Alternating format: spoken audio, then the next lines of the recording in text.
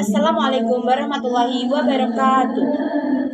Saya Aprilia Wulandari dari Prodi S1 Akuntansi Fakultas Ekonomi dan Bisnis.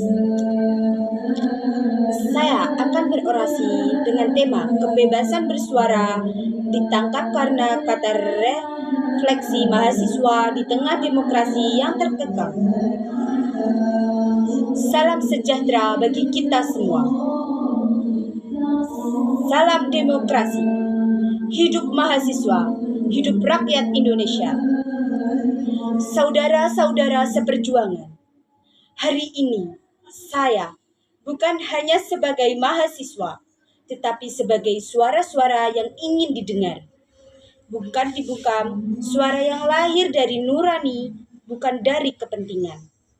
Karena sesungguhnya, di tengah bangsa yang mengaku demokratis, justru suara kritis yang dianggap ancaman. Apakah ini demokrasi? Demokrasi macam apa ketika rakyat takut bersuara? Ketika mahasiswa dibungkam karena bertanya? Ketika aktivis dipenjara karena bicara? Ketika kata-kata menjadi senjata yang malah mengancam pemiliknya? Kebebasan bersuara seharusnya bukan pilihan, tapi hasil dari hari ini kita harus bertanya, apakah kita masih bebas atau sedang perlahan dibungkam? Kita hidup di era yang penuh paradoks.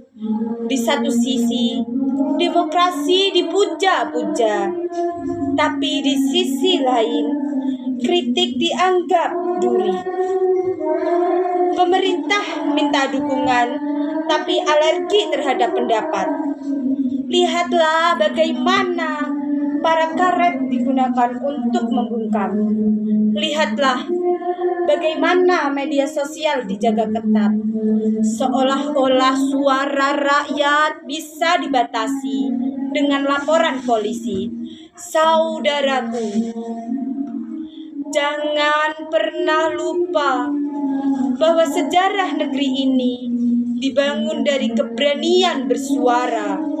Reformasi 1998 bukan dimulai oleh kekuasaan, tapi oleh mahasiswa yang berani di garis depan menyuarakan kebenaran.